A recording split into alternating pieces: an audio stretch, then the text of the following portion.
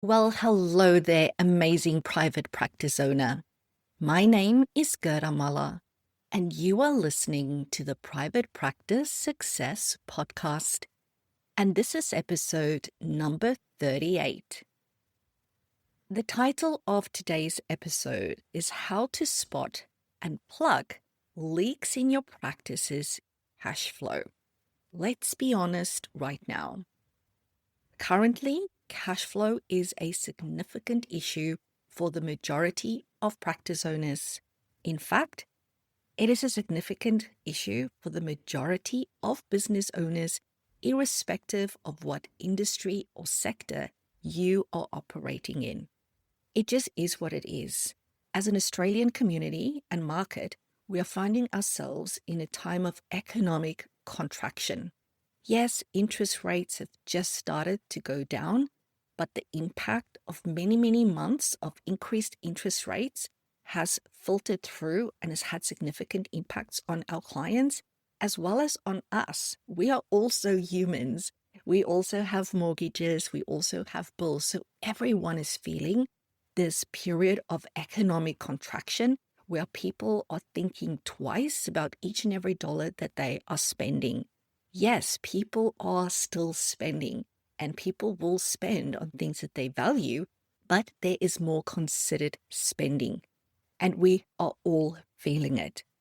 Coupled with the significant increases in business expenses such as the increase that is kicking in on the 1st of July with regards to super that employers now need to pay, the increase in award base rates, and just general increase in business expenses. All of these things have accumulated in this perfect storm, resulting in significant cash flow difficulties. So if you are struggling with your cash flow, please know that you are not alone. Doesn't mean you don't need to address it or attend to it. You still need to do that, but know that this is not a personal failure. It is about the environment that we are finding ourselves in. And as savvy business owners, we need to look at that, step back, and then go, okay, what can I do within my business and within my industry to spot and plug any cash flow leaks? So what I want to do today is I want to provide high-level context around cash flow and what you can do about it. And then we're going to go from high level to eye level, where I want to speak to you about specific things that you need to address to spot and plug those leaks. So generally, when a business owner has cash flow difficulties, they do one of two things. So remember, there's three things you can do, but people generally do one of two things. First thing is revenue generation. So they go, all right, I'm struggling to pay my bills. There's more money going out than going in. I'm waking up in the middle of the night, worried and concerned about how I'm going to make wages, all of that type of stuff. And then they go, all right, we need more clients. Maybe there's open slots in the diary. Maybe the phone has stopped ringing because remember I said earlier, people are more considerate now in where they spend their money. Maybe the market that you are operating in, clients are finding it really hard to pay out of pocket for their sessions, for example. So you might go, all right, I need to engage in revenue generating activities. Generally, people then go, okay, I need to do marketing. I need to do business development. And then people go crazy on the revenue generation side of things. Nothing wrong with that. Okay, so what they are doing, they are turning or hoping to turn on the revenue tap for more money, cash revenue coming into their bucket. Okay, so that's the one thing that you can do. I'm not going to talk about that today. That's a totally different topic. But remember, we are going high level first. The second thing that people generally do is they go, let's cut expenses. So it's like they dive in and they do a really in-depth expense audit. Now, that is a big topic of discussion. There's a lot that goes into that and doing that well. And again, we're not going to talk about that today, but generally that is the second thing that people will do. What I will say about cutting expenses is the number one mistake people make when they do that, right? Is they go in and they say, okay, I've got all these bills, I need to cut expenses. And then they cut not only the fat, but they cut into the muscle. So they go totally overboard. And people generally do that because their revenue generation strategies wasn't paying off. Because revenue generation just doesn't happen overnight. It takes time. And if they haven't been consistent with their branding and their marketing and doing all the right things when it comes to business development, they're going to be really busy trying to do all the marketing stuff, but getting very little return because it takes time. And then they go, oh shit, this is not working. Now I need to cut. And because they're now feeling more panicked, more stressed, more worried, they start to cut into what I refer to as the muscle of the business. And you know what happens when you cut into the muscle? It stops working.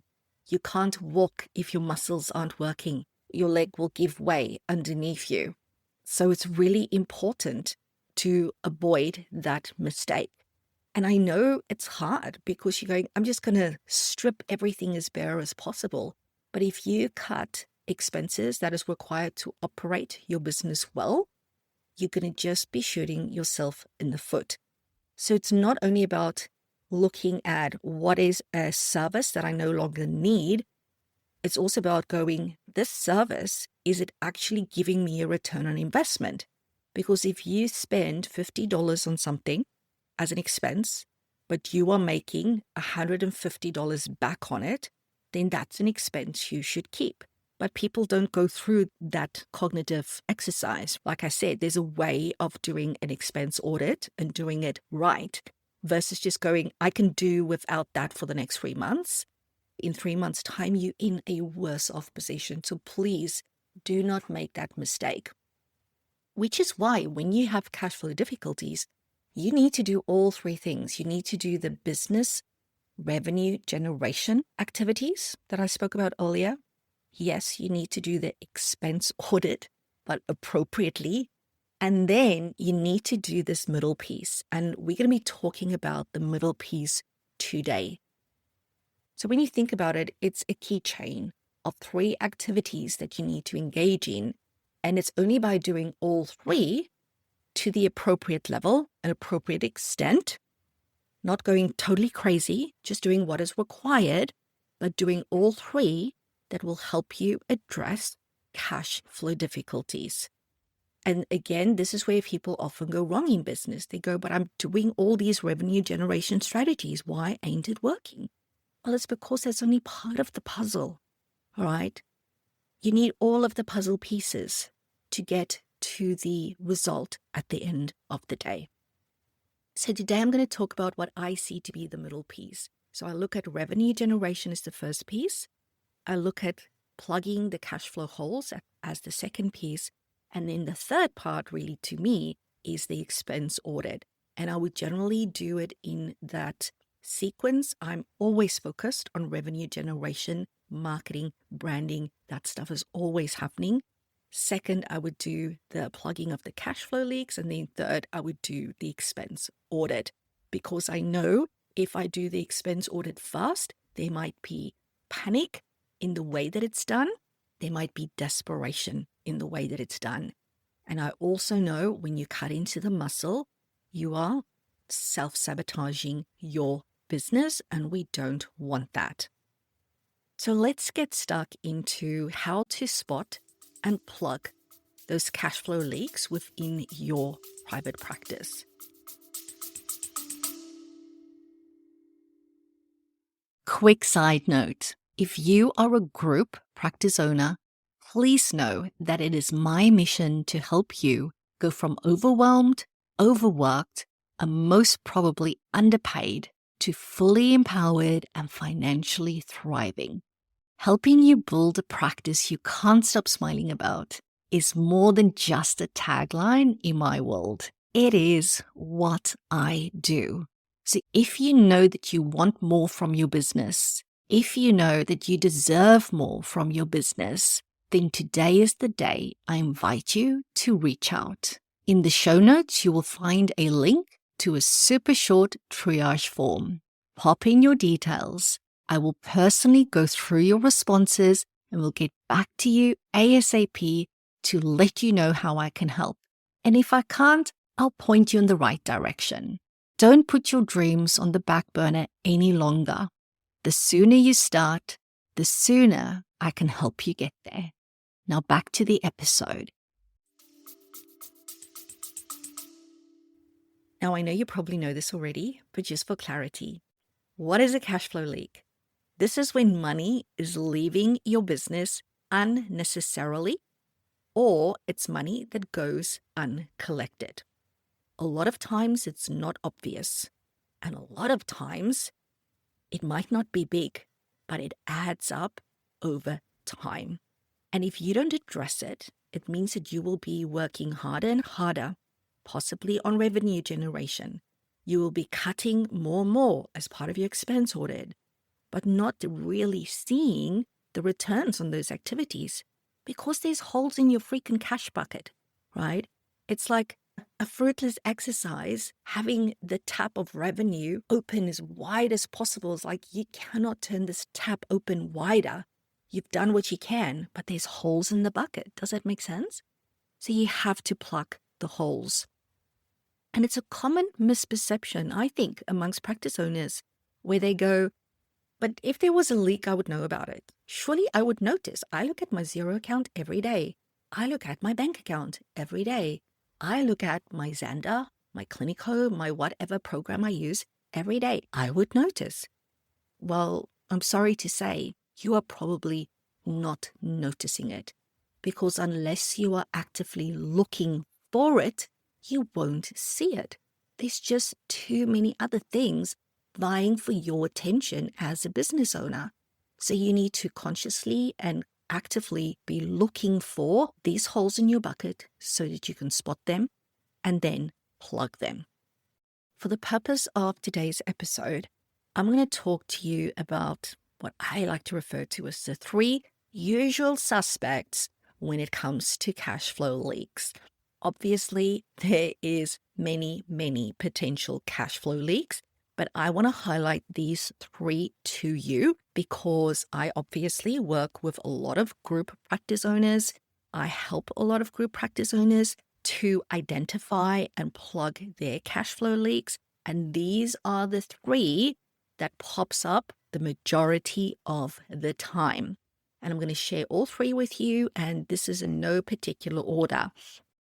As we go through these 3 usual suspects, I'm going to ask you to just make a mental note for yourself and ask yourself, when last did I actually look at these 3? If you've not looked at it in the last quarter, big red flag, you need to go and do that ASAP. Ideally, as a minimum, you want to look at this on a monthly basis. I would recommend, if you've not been looking at it, that you should get stuck into it on a weekly basis until you have a system and a process around addressing these consistently.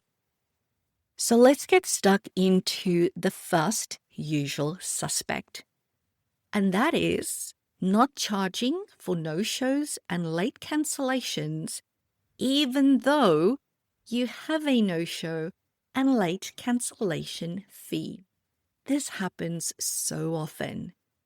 I'm pretty sure that by now, majority of group practice owners, like 99.9% of you, will have some type of no-show and late cancellation fee policy written into your consent form or into your service agreement if you're doing NDIS work. But the amount of practice owners that waive those on an ongoing basis are exorbitant. My opinion is, why have this policy if you are not going to enforce it? Because you need to think of the implications of not enforcing these. Imagine your average session fee is $250 per session. Now imagine you have 2 clients that either no-show or cancels really late, too late for you to refill that appointment. So you lose 2 appointments a week. Let's say your practice only operates for 42 weeks out of a 52 calendar year, right? because there's holidays, people are away, all of those things. So I always like to be really conservative when I look at these financial numbers. So $250 times 2, that's $500 that you will lose for that week, times 42 weeks in a year. That is round about $21,000 loss a year. Now, when you think about it, if you've got a large group practice and you've got 10, 12, 15, 20 clinicians, you're going to have way more than 2 no-shows and late cancellations a week. And before you know it, it all adds up. So this is a hole in your bucket, and you are the one creating the hole because you've got your policy, but you aren't applying the policy. It's like having a boundary in your relationship, but you don't hold the boundary, right? So I want you to ask yourself, do you have a clear no-show and late cancellation fee policy? I'm pretty sure you do, but maybe it's time to revisit it. If you are interested, I'm happy to share with you what that is at my group private practice. So we charge a no-show and a late cancellation fee. We charge 100% of the session fee if you no-show, or if you cancel with less than 48-hour notice. That is our policy. Now, obviously, if somebody no-shows, we've got 0 chance of refilling that appointment. If somebody cancels, let's say within that 48-hour window, we will always do our utmost to refill that appointment slot. Our reception is really well trained in how to do that, but sometimes it's just ain't possible. Even if you do all the steps, do all the things, you might still not refill it. Obviously, the shorter the notice, the less likely the chance of refilling it. So if we do refill it, we don't charge the client because that would be, in my books, double dipping. But if we can't refill it, we will charge that fee. Now, I will also say that I'm not totally ruthless here. I've got 3 kids myself, and I've got a child and adolescent practice. Sometimes kids just get sick during the night, like there was nothing wrong with them yesterday, and all of a sudden they start vomiting all over the place in the middle of the night, and you can't take them in for their appointment the next day. Obviously, these days with telehealth, that's always an option. Could we do telehealth? Could we change that session into a parent session via telehealth, for example? Sometimes clients get involved in car accidents or they're in hospital. There's always extenuating circumstances. So I'm not saying be totally black and white here, because I'm not, and I'm not going to tell you to be totally black and white. There's always extenuating circumstances, and we will check and ask what that is. And we will not enforce the fee if there is extenuating circumstances. But do you have a policy around what that is? That's the other question. Because yes, you might have a policy around what is the fees that we're going to charge, but what happens when reception finally gets hold of the client and they had a crisis that was unforeseen? It was not their fault. A crisis that really they shouldn't be penalized for. How do you make that decision? How does your team at the front desk make that decision? Or do you need to go through a process every time of deciding? And then ultimately you just go, oh, just waive it for today. Because maybe you're just too tired to think it through. You're exhausted. Maybe you didn't sleep well. Maybe you've had a super busy day, or you're running to your next meeting.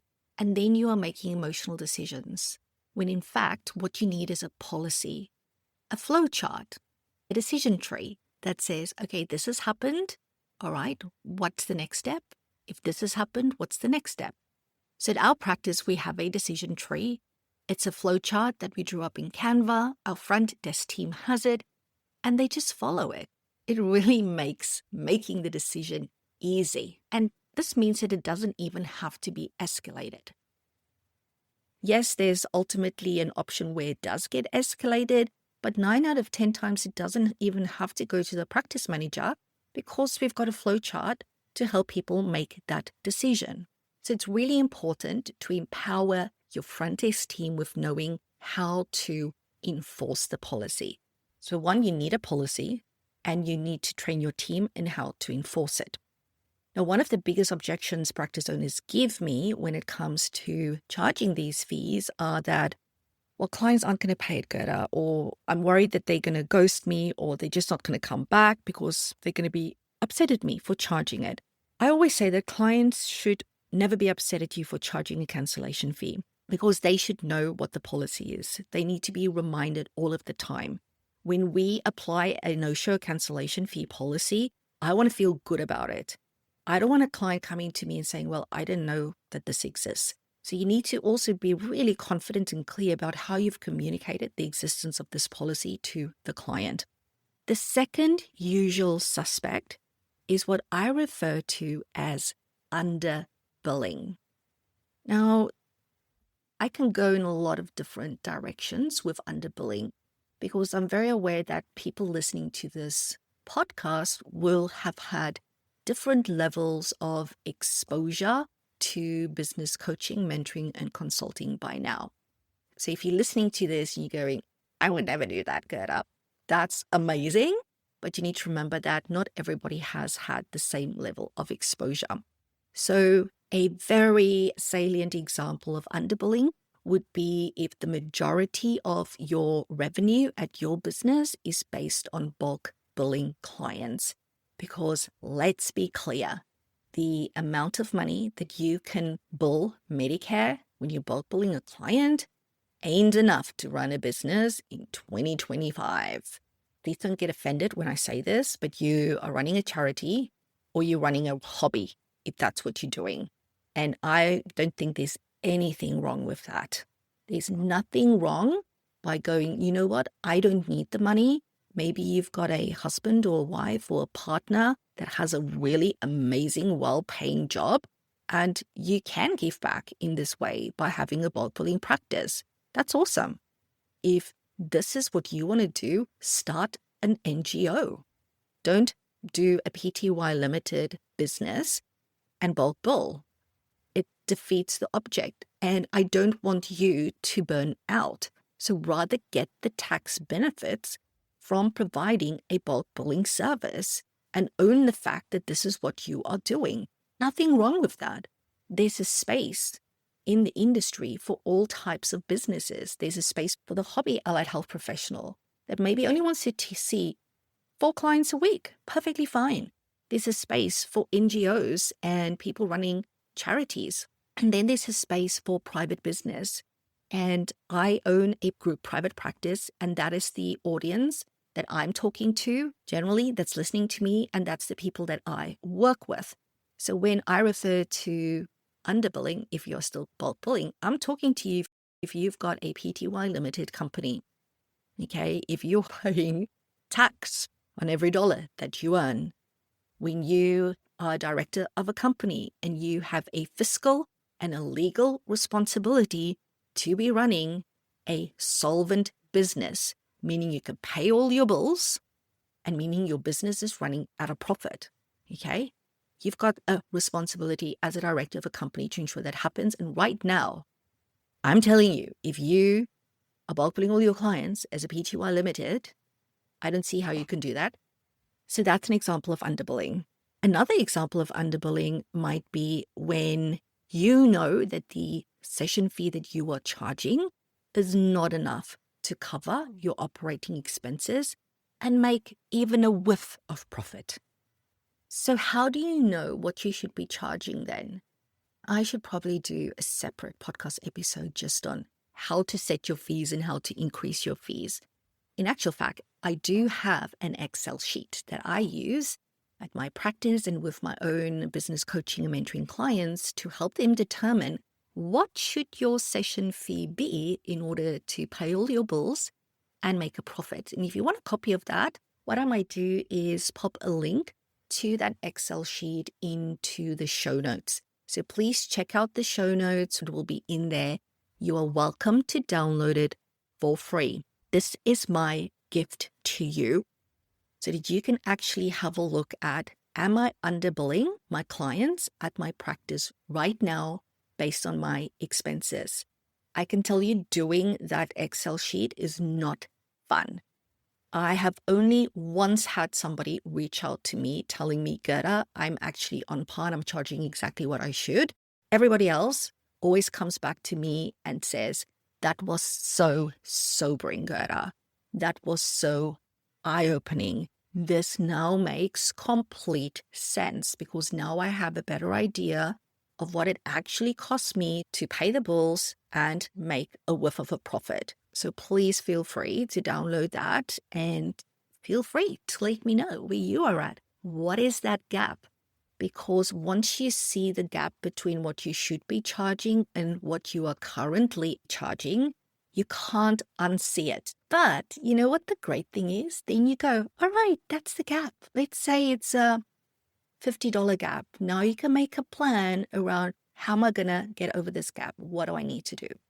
Another very common example of underbilling is when people do increase their fee, but they only increase it for new clients. They go, I'm going to be really nice to my current clients because I love them and I love working with them and they are amazing clients. They attend well and I just don't feel comfortable asking them for more money. So I'm only going to do it with new people because they don't know that it was $20 cheaper last month, right? So they're not going to be unhappy with me.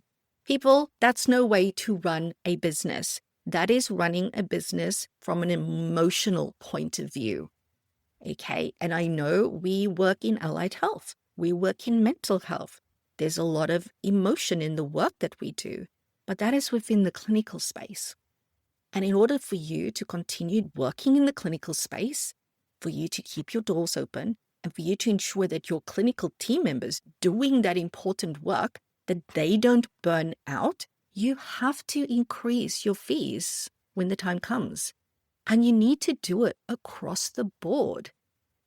And there's so many multiple reasons for that. First and foremost, if you're increasing your fees, you're probably doing it because you have to, right? Because your costs have gone up. You need to pay your team more every year. You need to do repairs and maintenance in the offices where you're seeing people. There's costs to running the business. And that cost should be recovered from all of your clients. I don't know about you, but if I were one of your new clients walking in and I'm at reception and I've just paid $270 for my appointment, and another client walks up and the reception says that's $250 for today, my ears are going to perk up and I'm going to go, hang on, why are they paying $250 but I'm being charged $270? That's not right. And if I'm a new client, that's really going to impact the trust and my engagement with your service. Why take that risk? And you might go, oh, we're a telehealth practice. People don't know that we're charging different rates.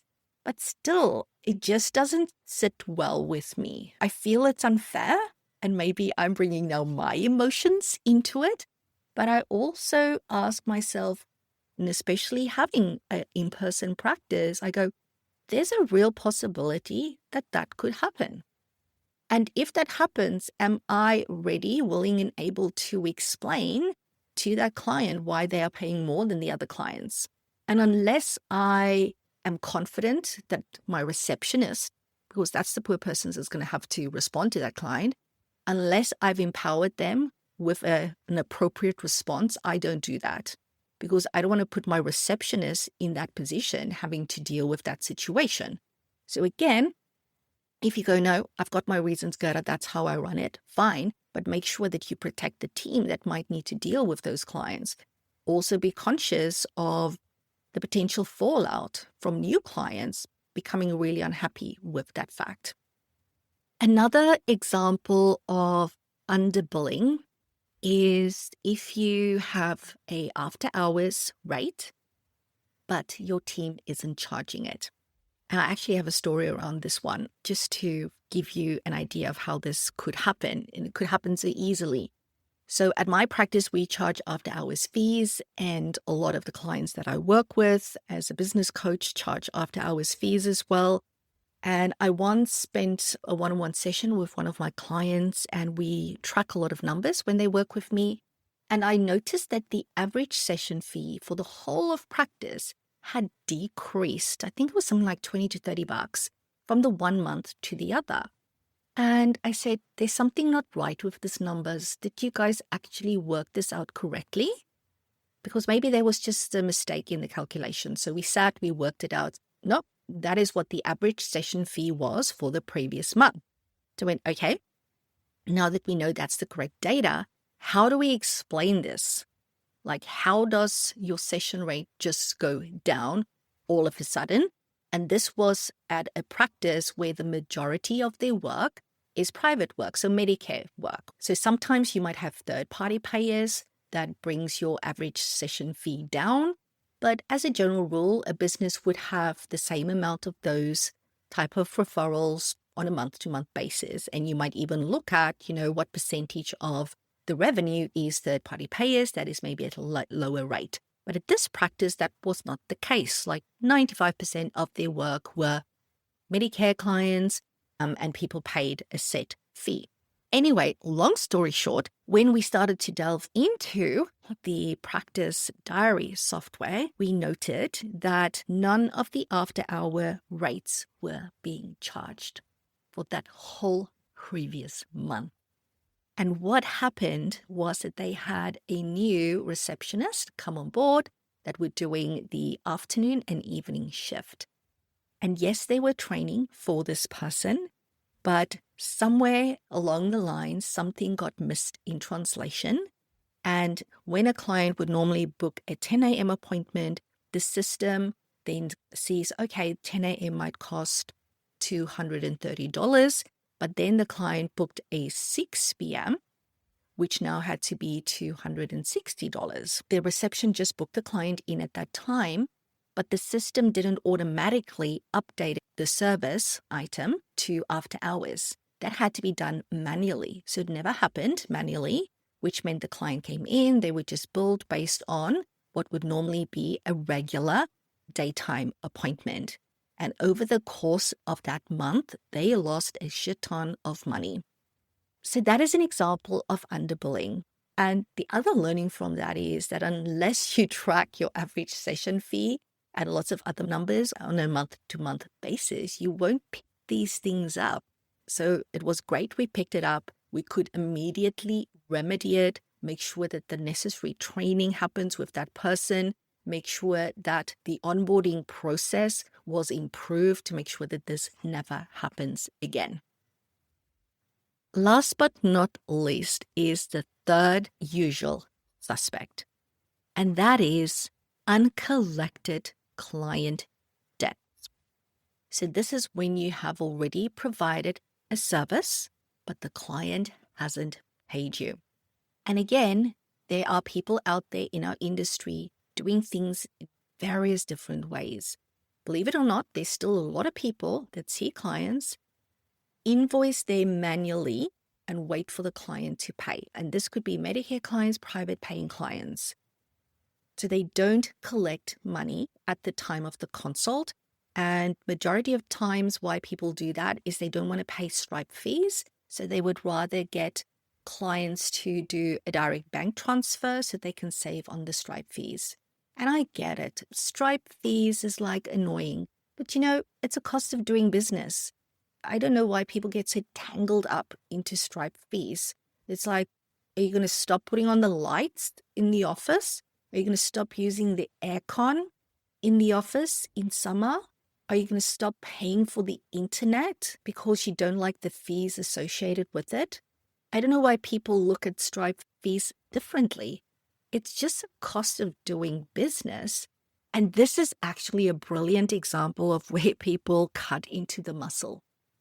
Not using Stripe is cutting into the muscle, because when you can easily bill somebody through Stripe, you are actually potentially saving money.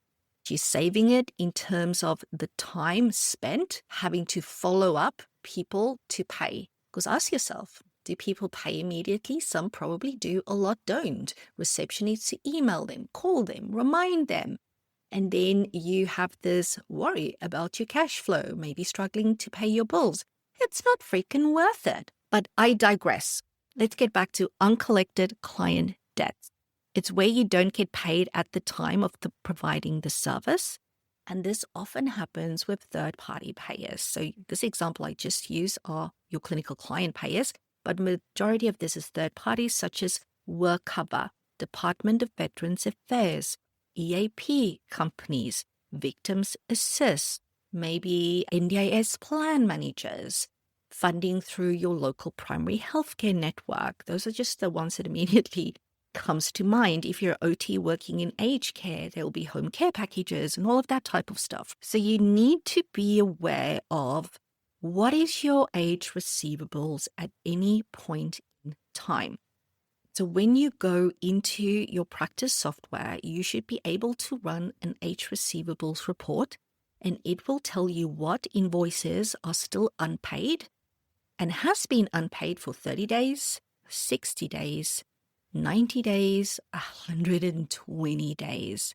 And take it from me, these are the silent cash flow killers within your business. And also take it from me, the longer they exist, the less likely you are to get paid. So you need to be really clear as to what is your acceptable percentage and dollar amount for aged receivables. The problem with this stuff is that when you work with a third party, generally you do not get to set the terms and conditions. It would be great if we could, but let's face it, when you sign up with WorkCover or when you sign up with an EAP company, they will probably tell you, hey, thank you for doing this work for us. We pay once every 2 weeks, or we pay you on the first of the month. So they will have their own terms and conditions. And 9 out of 10 times, they are the ones that's setting the terms and conditions. So you as the provider needs to go, am I happy to accept those terms and conditions? If you say yes, cool. But now you know, now you need to start planning that into your cash flow management, right? But you still need to make sure that they pay you. So if somebody says they pay you every 30 days and it's sitting at 90 days, it's like, what's happening here? It shouldn't even get to freaking 90 days. And this is where a lot of people slip up, okay? Not because we want to, just because we're busy with other stuff. So you need to have a process in place to go, what is the T's and C's? What is the terms for each of our payers? How do we make sure that our invoices get there on time? And what is the follow-up? What is the in-house debt collection process that happens to ensure that we are the squeaky wheel and we get paid? Because if they've set the terms, but they're not sticking to it, we're going to let them know in a really nice and friendly and helpful manner. And if I were you, I would really get onto this. Because if you think about it, this is work that has already been done. You have already done the work, or your clinicians, and you've probably paid your employee already. So as a business, you have already incurred all the expenses involved in delivering the service. So make sure that you get paid, all right? And if you've not looked at this report in a long time, go and do that right now, because this should be the easiest money you ever make, because you've already done the work. You need to get paid. So to recap, our 3 usual suspects was no-show and late cancellations, underbilling, and uncollected client debt. So have a think. Which of these ones are really jumping out at you as something that you've not paid attention to? And go and get it sorted. Also, don't forget, I will pop that link to the Excel spreadsheet in the show notes that will help you figure out exactly what your session fee should be at your practice. Okie dokie. Thank you so very much for joining me. I do hope that it has been of value. And as always, remember that I am here to help you build a practice you can't stop smiling about.